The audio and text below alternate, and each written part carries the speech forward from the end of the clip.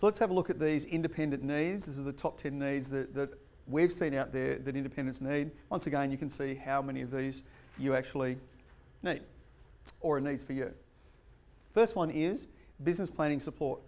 Now, even though there's absolutely no doubt, total certainty that all of you know you need a business plan, quite often it's either too big a task, or we get to a situation where we've built the huge plan, you know, the 200-page plan or the 50-page plan, and it just sits on the shelf. Business planning support is about, you know, having a 1 or a 2 or a 3-page plan that you can actually implement. Next is a marketing edge. In other words, a stronger point of difference. And what that's really about is making sure that we can capitalise fully and completely and be the chosen one in the marketplace. Making it easier for a client to list with us, make it easy for buyers to buy from us. Next is team training and coaching. At best, most agencies are running with an ad hoc approach to team training and coaching as opposed to having a structured approach where we're actually building on building on building. So we're building those blocks of success. Next is better systems and business innovation. We have a saying within the network, and that is, if it's worth doing again, create a system for it. There's no reason to reinvent things if you've actually got a great system that's in place to make it happen.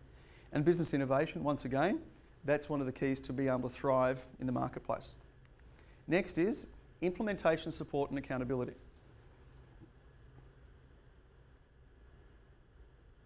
You see, within a small, medium-sized agency, quite often the structure isn't in place internally to support the implementation and to make sure that you're accountable to it.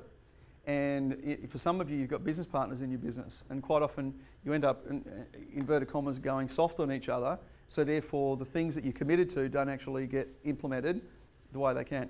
By the way, the commitment that you and I are most likely to break is one we make to ourselves. So very important to have some kind of accountability structure in place to support that implementation.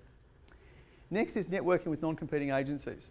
See, a lot of the time, and just by the structure of it, you're networking with competing agencies.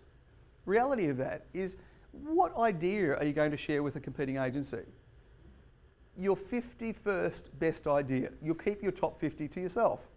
So as soon as you start networking with non-competing agencies, colleagues rather than competitors, the level of networking, it becomes impressive because you're actually open and you do this thing called sharing.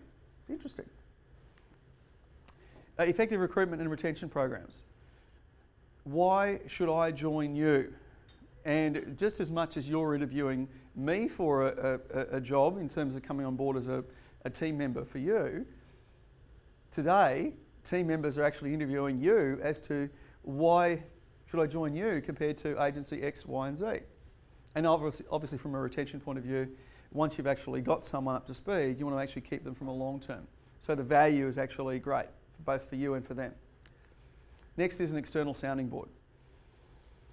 You know, occasionally, and this wouldn't apply to anyone in the room here or listening on the DVD, occasionally principals think of really creative things to do.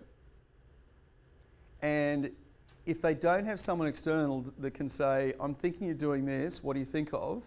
And quite often in terms of the design of the network, some other member has actually done that. So rather than having to utilise the trial and error experience, there's the ability to actually step back from it and say, hey, is there a better way around doing it? So just a bounce factor side of things. Next is benchmarking and results tracking. Are our expenses too high? Are they too low? Should we spend more on this? What's our productivity like compared to? And quite often within a small agency, within a small, medium-sized agency, we lose sight of, well, where do we fit? And is our productivity good, bad, or not? And the final one here is leadership development. Your business will never outperform your leadership. So the important point here is developing as a leader allows you to develop the business. In fact, if the truth be known, business development doesn't really occur. People development occurs and businesses go along for the ride. Because if no one shows up in your business next week, I can pretty much guarantee not a lot's going to happen. So it's the people that put the energy and the commitment in. So the more the people develop, the more the quality of thinking develops for you as leaders, the better results that are actually produced. So once again, based on these independent needs, quick conversation, teams of 2 or 3. How are these for you? Have you got a package deal, or do 1, 2 or 3 of them really jump out as areas that you have a strong need in?